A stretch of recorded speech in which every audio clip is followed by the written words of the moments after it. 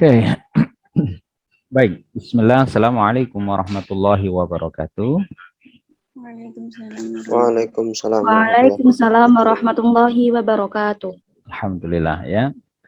Nahmaduhu wa nasta'inu wa nastaghfiruh min shururi anfusina wa min sayyiati a'malina. May yahdihillahu fala mudilla lahu wa may yudlil fala hadiya lahu. Wassalli wa nusallimu ala nabiyyina wa syafi'ina Muhammad sallallahu alaihi wasallam.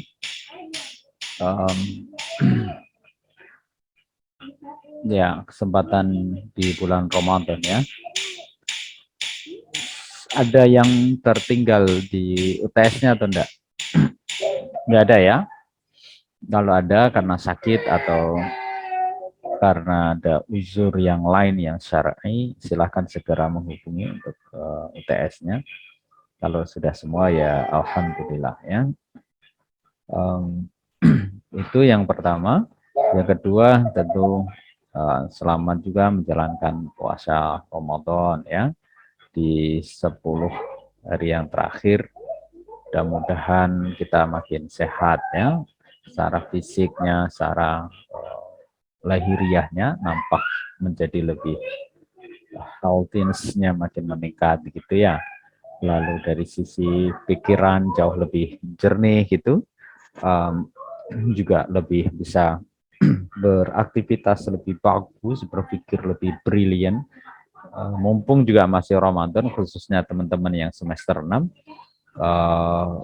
mencoba untuk lebih mengkonsep ya judul proposal dan bahkan kerangka di proposal itu sendiri itu bisa lebih dibuat di bulan Ramadan, walaupun nanti breakdown-nya dan selanjutnya itu di bulan-bulan setelahnya setidaknya dipondasikan ya, dilandaskan di bulan Ramadan ini. Begitu untuk semua hal-hal yang bisa lebih mendukung untuk proses kesuksesan akademik. Ya. Oke. Lalu dari sisi kebatiniahnya juga mumpung ya, ini ada Mas Eli, Mbak Alia dan teman-teman semuanya juga dikuatkan di 10 hari terakhir ini karena kuliah kita juga insya Allah nanti Senin mulai diliburkan kampus ya. Akhirnya atau secara tidak langsung impactnya teman-teman, dan ini kebiasaan kita di Unisula 10 hari yang terakhir itu lebih bisa banyak ya peluang untuk mengisinya dengan hal-hal yang lebih budiah yang mahdoh ya, itikaf ya, qiraatul Quran dan lain sebagainya yang barangkali memang selama Ramadan ini belum maksimal gitu. Dan saya kayaknya Senin nanti juga sudah meniakan diri untuk kembali ke kampung halaman untuk mengkodok ya ya khidmah sama orang tua, sowan sama orang tua yang sekarang masih kita ada di Semarang ya. Biasanya kita yang mandiin beliau ayah ya, karena ayah sudah tidak bisa mandi sendiri, dan juga hal-hal yang lain bersama dengan saudara-saudara yang lainnya di kampung halaman sampai nanti setelah Syawal. Nah, mudah-mudahan Syawal besok sudah bisa saling bersilaturahmi. Gitu ya. Mas Eli bisa ke rumah calon mertuanya dan seterusnya misalnya gitu ya. Atau Mbak Ali atau Sarirah barangkali ada special guest ya, for some people kan memang sudah waktunya kan begitu. Ya kalau nggak spesial itu biasanya ya suguhannya ketelo godok ya kan, kacang godok gitu, teh hangat gitu. Tapi kalau agak spesial itu kan di menke gitu ya. Lagi kayak Mbak Aliatus nanti sudah ada yang mau datang gitu ya untuk memberikan seserahan ya kan gitu. Itu kan sudah mempersiapkan ugo rampe ya, sama mempersiapkan inilah gaun yang terbaik ya untuk menyambut orang-orang yang dianggap istimewa gitu ya. Jebule sing teko orang sing istimewa ya, itu enggak usah menyesal juga ya misalnya. Tapi insya Allah lah pada Syawal nanti ada orang-orang yang istimewa datang. Baik, di kesempatan ini kita akan membahas ya tentang pengembangan potensi zakat dan juga pola ya, pengelolaan oleh lembaga-lembaga zakat, baik yang di bawah naungan Basnas, Badan Amil Zakat Nasional, itu lebih kita kategorikan di bawah naungan pemerintah gitu, dan LAS yang lebih banyak di wilayah swasta, walaupun keduanya kemudian memiliki ya tanggung jawab yang sama, yakni fundraising, memotivasi, lalu mengelola, managing, dan juga distributing untuk mendistribusikan hasil dari pengelolaan itu sendiri. Saya kira nanti akan lebih detail untuk dipresentasikan dulu supaya lebih leluasa gitu ya. Dan saya prolognya sedikit saja supaya lalu nanti teman-teman bisa leluasa. Keterkaitan pengelolaan ini tentu masih banyak tantangan yang harus kita hadapi dalam konteks kita di Indonesia ya, karena potensi yang besar yang awal-awal sudah kita singgung, kita pelajari bersama. Tinggal bagaimana lalu kita menyoroti. Nanti kan kita juga akan paham secara tidak langsung ketika di lapangan misalnya ya, teman-teman aktif di Basnas, teman-teman aktif di Lasnas gitu ya, atau Las begitu, nanti bisa lalu lebih punya gambaran paradigma, satu bentuk teori konsep yang bisa dikembangkan secara praktikal di lapangan ya. Oke, kita berikan untuk hostnya ke Mbak Aliatus Sarira ya, untuk kemudian mengantarkan teman-teman kita untuk berselancar ya, berdiskusi, berdialektika tentang pengelolaan oleh lembaga zakat. Enggak, silakan.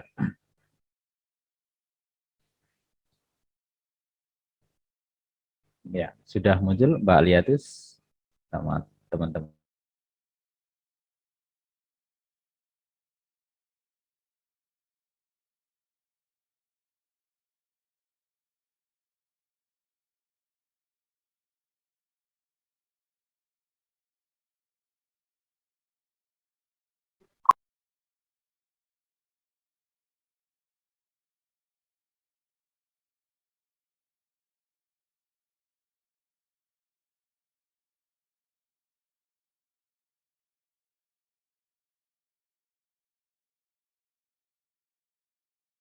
Kalau mau dimulai silakan. Iya Ustadz. Mas Habib hadir karena moderatornya Mas Habib.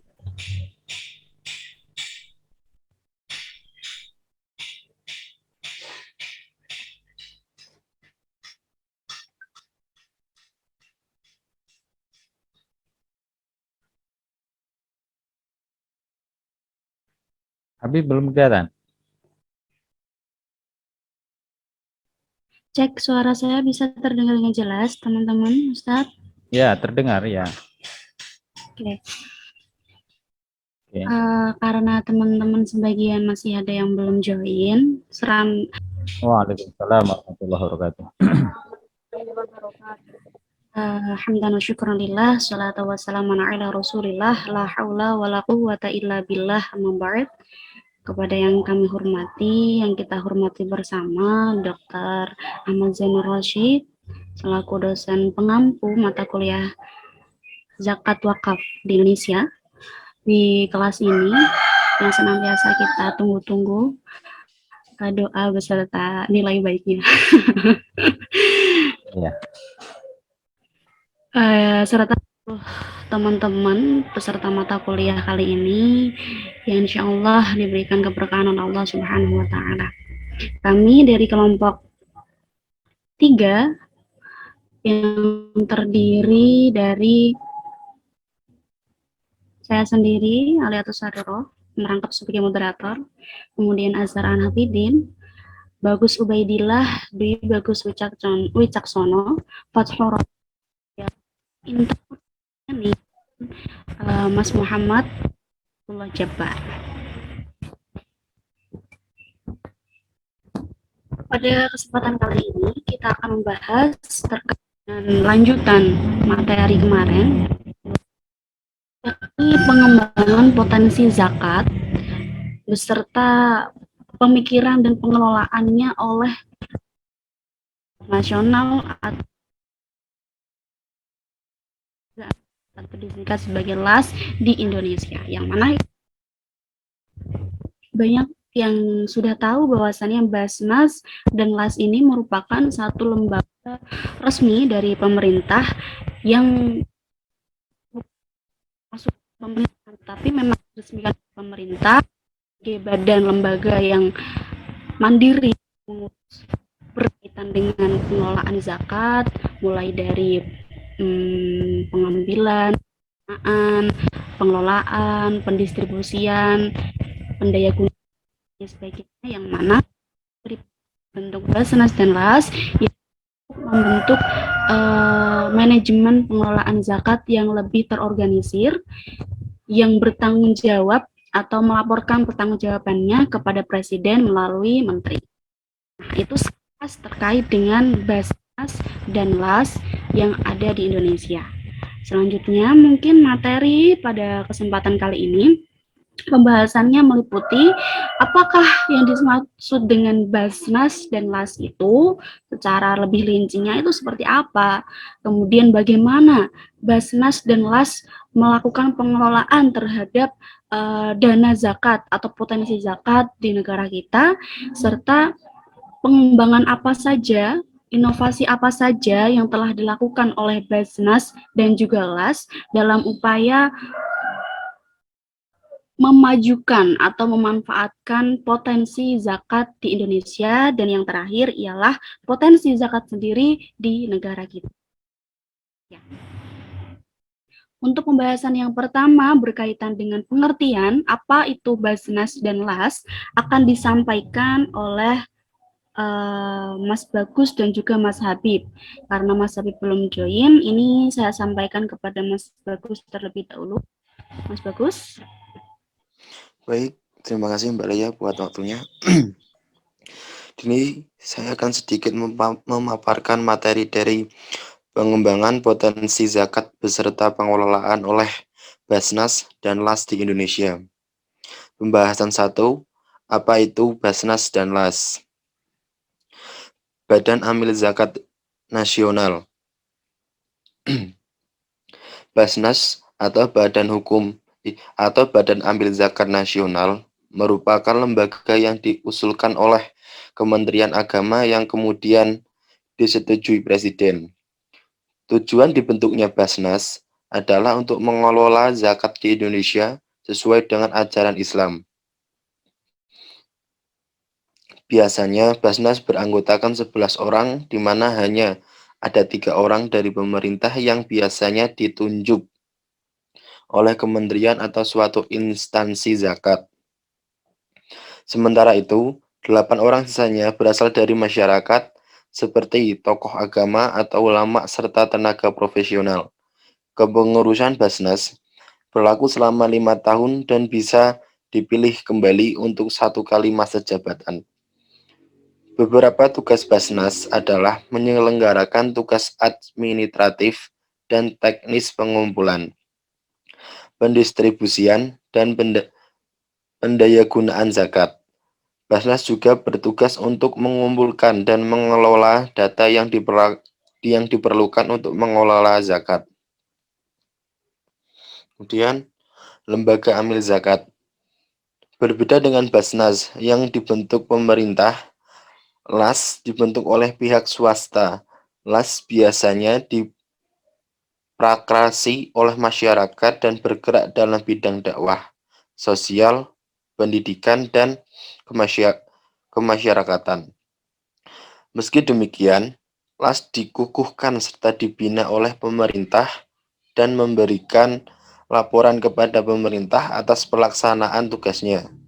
Uniknya, LAS mempunyai forum antar sesama LAS untuk bertukar pikiran. Jika ingin mendirikan LAS, maka harus memenuhi persyaratan, yaitu berbadan hukum, memiliki data muzaki dan mustaqik, memiliki program kerja, dan melampirkan surat pernyataan bersedia diaudit. LAS dan BAS memiliki fungsi yang tidak berbeda, yaitu 1. Mencatat masyarakat yang wajib menunaikan zakat, dalam kurung mozaik. 2. mencatat masyarakat yang bisa menerima hasil penghimpunan zakat dalam kurung mustahik. Ketiga, menerima dan menghimpun zakat dari badan atau perorangan. 4. Mendata zakat yang keluar dan masuk. 5. Membagikan zakat yang telah terkumpul kepada para mustahik. Baik, sekian dari sedikit pemaparan materi dari saya. Mungkin bisa dilanjutkan dari pemateri Mas Ubed. Terima kasih. Terima kasih Mas Bagus atas penyampaian materi pertama terkait dengan definisi apakah itu Basnas dan apa itu LAS, serta mungkin sedikit persamaan dan juga fungsi daripada LAS dan juga Basnas sendiri. Memasuki materi yang kedua terkait dengan bagaimana pengelolaan Basnas dan LAS, akan disampaikan oleh Mas Ubed dan juga Mas Azhar. Kepada Mas Ubed dan Mas Azhar, disilakan.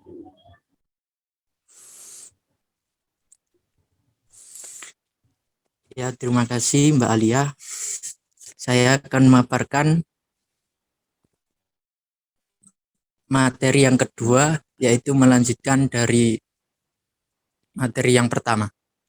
Yaitu materi yang kedua, bagaimana pengelolaan Basnas dan LAS. Pengelolaan zakat adalah kegiatan perencanaan, pelaksanaan, dan pengoordinasian dalam pengumpulan, pendistribusian, dan pendayagunaan zakat.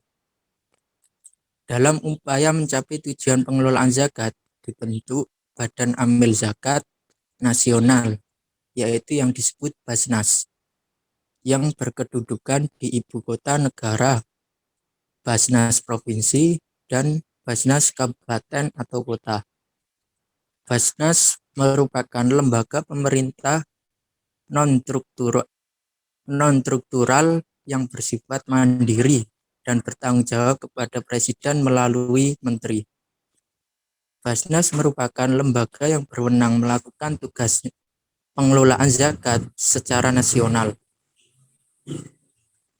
Untuk membantu Basnas dalam pelaksanaan pengumpulan, pendistribusian, dan pendayagunaan zakat, masyarakat dapat membentuk lembaga amil zakat, yaitu yang disebut LAS.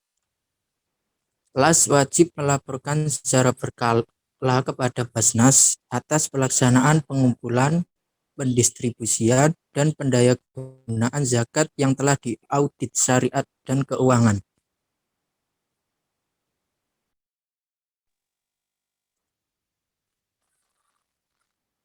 Sudah Mbak Alia, monggo dilanjut Mas Azhar.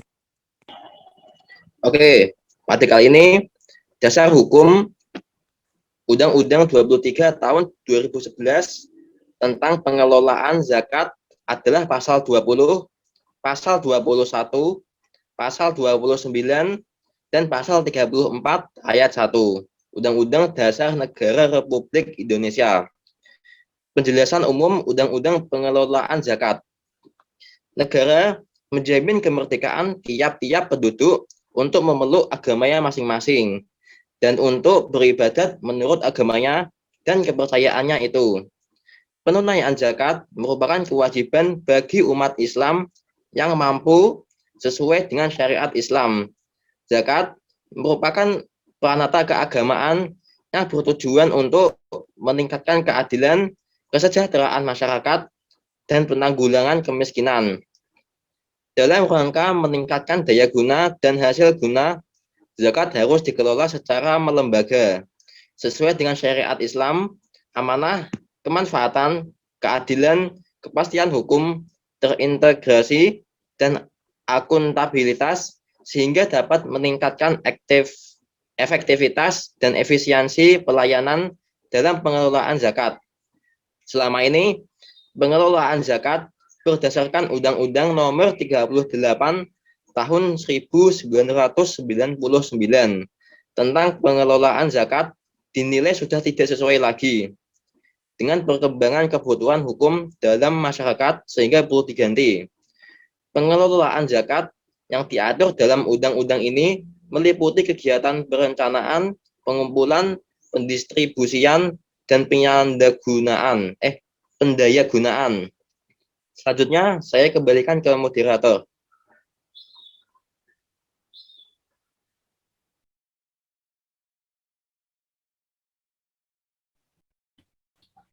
Baik, terima kasih Mas Azhar dan juga Mas Bagus Ubaidillah. Sedikit menambahi terkait dengan pengelolaan Basnas dan juga LAS ini, yang mana tadi telah disampaikan pengertian dari Basnas dan LAS adalah satu lembaga resmi dari pemerintah yang diresmikan oleh pemerintah yang secara mandiri melakukan pengelolaan zakat mulai dari tahap awal sampai pendistribusian dan pendayagunaan. Nah, dalam pengelolaannya sendiri Basnas dan LAS, jadi posisinya adalah LAS ini yang melakukan pelaporan terhadap Basnas. Maka Basnas sudah pasti posisinya itu satu tingkat di atas LAS, kayak gitu, karena LAS sendiri yang melakukan pelaporan terhadap Basnas. Kemudian Basnas sendiri ketika sudah melakukan semua pengelolaan tersebut, mereka wajib melakukan pelaporan bertanggung jawab kepada Presiden melalui bantuan dari Menteri. Nah, dalam pelaksanaannya sendiri, Basnas dan juga LAS ini tadi disampaikan sudah ada di tingkatan sampai kabupaten atau kota, provinsi, dan tingkatan pusat. Masing-masing dari tingkatan tentunya akan memberikan pelaporan pada tingkatan di atasnya. Nah, kemudian selain daripada pengumpulan yang dibantu oleh LAS tadi, kemudian pendayagunaannya contohnya ialah dalam program-program. Jadi Basnas itu mengadakan berbagai program dari dana zakat tersebut untuk diberikan kepada mereka-mereka yang memang dikatakan sebagai mustahik, mereka yang mereka yang berhak untuk mendapatkan dana tersebut. Kemudian yang mana kita tahu bahwa zakat merupakan satu elemen atau satu sumber yang sangat kuat untuk dijadikan sebagai modal atau jalan guna mensejahterakan rakyat Indonesia, itu karena potensi zakat di Indonesia yang sangat besar. Kemudian berlanjut dengan materi, yakni tentang pengembangan zakat, pengembangan apa saja yang ada dalam Basnas dan LAS yang akan disampaikan oleh saya sendiri juga Mbak Ica. Namun terlebih dahulu saya persilakan kepada Mbak Ica, silakan. Terima kasih Mbak Alia. Selanjutnya ada pengembangan apa saja sih dalam Basnas dan LAS. Jadi LAS dan BAS punya satu tugas penting, yaitu mengajak masyarakat untuk menunaikan kewajibannya zakat dengan memberdayagunakan peran peranata keagamaan serta meningkatkan jangkauan zakat. Selain itu, LAS dan BAS juga memiliki sumber daya manusia yang profesional, sehingga mereka punya program atau campaign, peraturan, dan evaluasi yang sangat jelas. Singkatnya, LAS dan BAS memastikan pengelolaan zakat yang dilakukan bisa berjalan dengan lancar, profesional, dan juga transparan. Kehadiran LAS dan BAS membuat masyarakat lebih mudah untuk menyalurkan zakatnya melalui pengelolaan profesional. Apalagi saat ini LAS dan BAS di Indonesia sudah menyediakan layanan zakat online yang memungkinkan masyarakat menuntaskan kewajiban zakatnya kapanpun dan dimanapun. Prosesnya pun juga jauh lebih mudah dari zakat konvensional pada umumnya. Selanjutnya, apa saja sih upaya memanfaatkan potensi zakat guna kemaslahatan umat? Yang pertama ada Basnas akan mengembangkan unit pengumpul zakat atau UPS di luar negeri untuk membantu mahasiswa di luar negeri sehingga ketika mereka kembali ke Indonesia, mereka akan menjadi pejuang Basnas di masa depan. Kedua, Basnas juga mendorong regulasi yang dapat mengoptimalkan pengelolaan zakat secara nasional. Dengan hadirnya regulasi dari pemerintah akan makin menguatkan Basnas dalam perannya dalam mensejahterakan umatnya. Ketiga, peningkatan kompetensi AMIL dalam menyusun standar kompetensi kerja nasional Indonesia atau SKKNI. Selanjutnya 4, Basnas akan melakukan pendekatan-pendekatan ke berbagai pihak, misalnya pendekatan ke public figure atau YouTuber yang sukses untuk memperoleh zakat dari orang-orang yang memang sudah mampu atau wajib untuk melaksanakan zakat. Yang kelima, pengembangan zakat produktif. Yang keenam, melakukan digitalisasi atau proses digitalisasi dilakukan dari penyediaan sistem aplikasi untuk memperluas jangkauan layanan himpunan zakat, sehingga pendistribusian dana zakat ke mustahik atau website jejaring sosial media, APP Simba, atau sistem manajemen informasi Basnas, APPN, atau aplikasi IZN, Indeks Zakat Nasional. Sebenarnya ini ada contoh-contoh ini ya, zakat online Basnas. Cara-caranya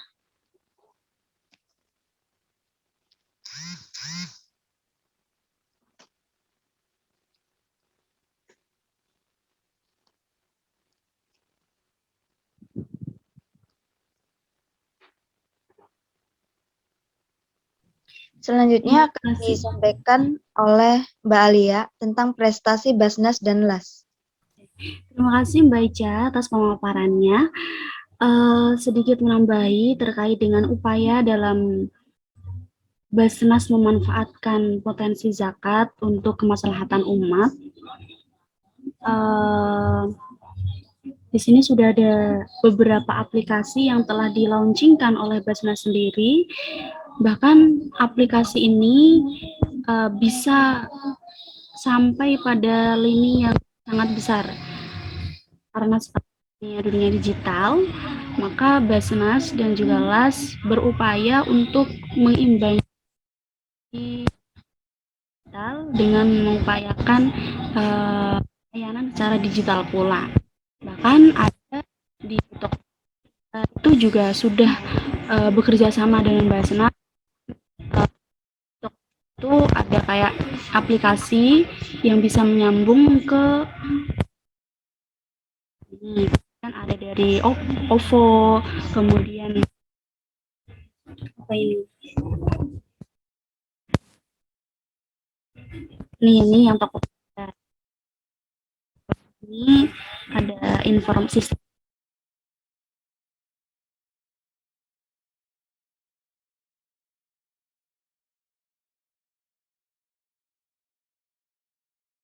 untuk membayar zakat fitrah. Tuh. Jadi karena adanya kesenjangan kayak gini, adanya kesenjangan bahwa ketika zakat itu dikelola oleh per individu, maka banyak terjadi kasus double penerimaan zakat.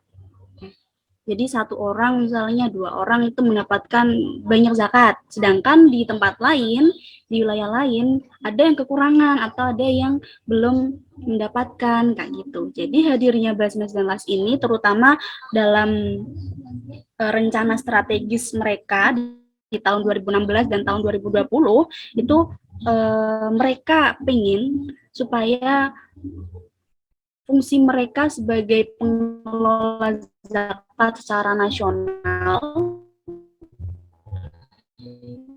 itu bisa dengan unit-unit pemerintahan. Karena beberapa waktu silam itu Basnas ya hanya bekerja sama dengan Basnas atau LAS yang ada di tingkatan bawahnya.